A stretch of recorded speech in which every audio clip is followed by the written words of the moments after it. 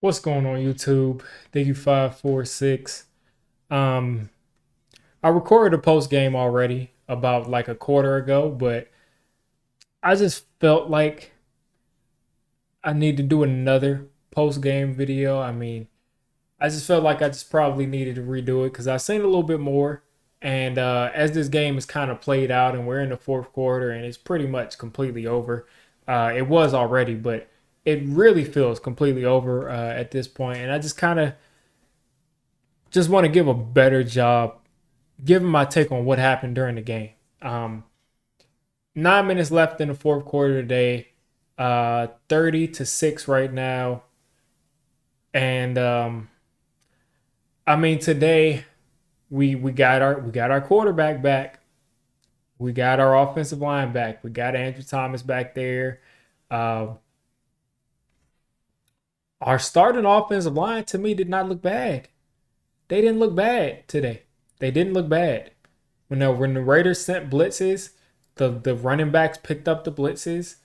The only time that they didn't pick up the blitz was when Lawrence Cager is in the backfield blocking for he's blocking for the quarterback, and the quarterback is sitting there in the pocket, and Lawrence Cager doesn't know where the pressure is coming from, who to block, and he's just standing back there. And because Lawrence Cager is standing back there, guess what? Daniel Jones tries to escape the pocket because he's holding the ball for a little while, trying to get somebody open. And Lawrence Cager is just standing right there.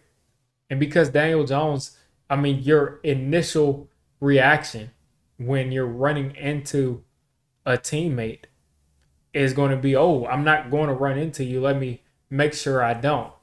Let me make sure that I can not, run you over and we both fall down. So because of that, Daniel Jones tries to stop, tries to plant, and tries to move out of the way, but he trips over his own. He tries to trip over his own shoes, over his own feet, kind of trips like that.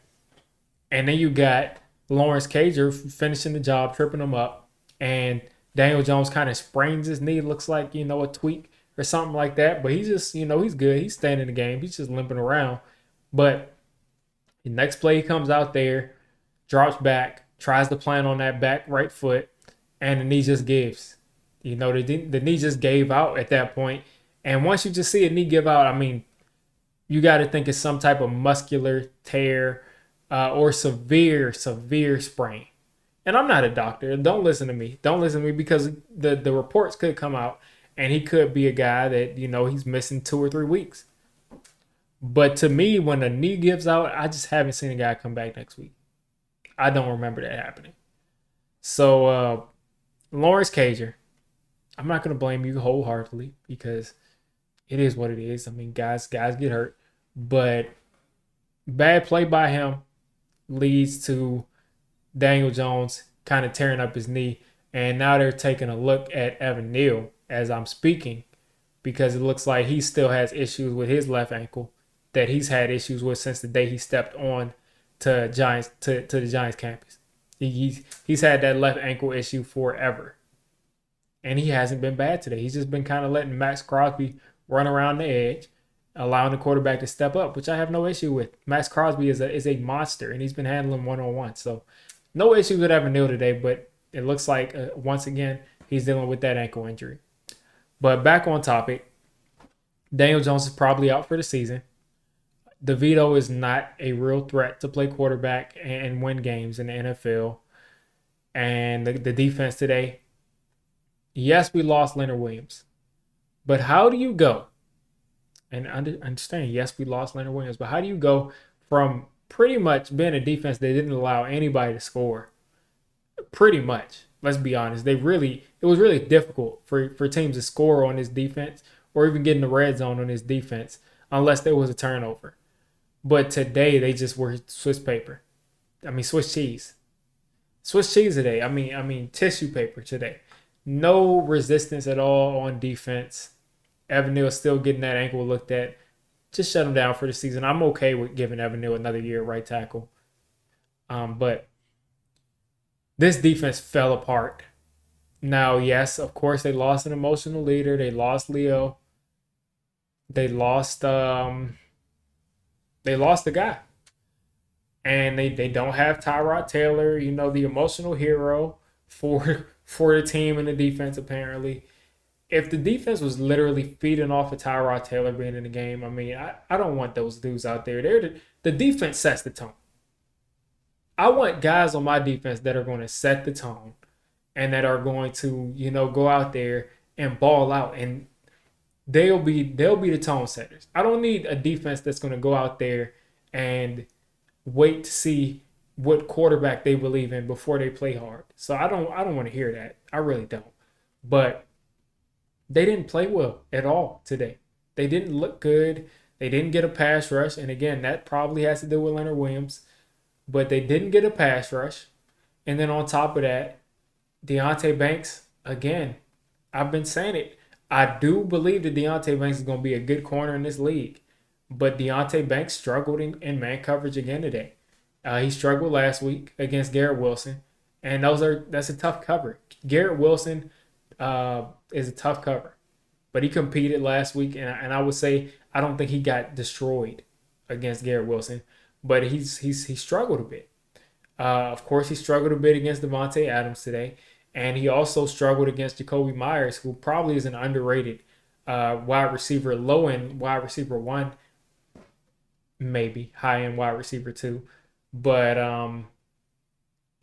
he struggled a bit. But overall, the defense just wasn't good. They just weren't good. And that's disappointing. Now, the two linebackers, I feel great about. I feel great about those two linebackers. I feel good about Dex. I feel good about Kayvon Thibodeau going forward. And I feel good about Deontay Banks. The other guys, not so much. I don't really have much stock in them. So, either way, this is looking like a recipe for the first, second, or third overall pick in the draft by the way that they're playing and the fact that your quarterback is hurt. Now, Daniel Jones has not been playing well this year. We're averaging 11 points with him. But I think if we were going to get some sort of high-level quarterback play where, you have 2 or 3 games where you score 25, 26 points and you make some big plays and, he takes off with his legs, I think that would have been Daniel Jones. I think he had the best opportunity out of the top 3 quarterbacks we had on this roster to make some big plays and that be, the reason we win a couple of games. But with him gone, I don't see those plays being made. Tyrod Taylor, of course, had made big plays, but I just don't see us making exciting plays on a consistent basis or semi-consistent basis. So it's looking like I said, like we'll have a probably top three pick.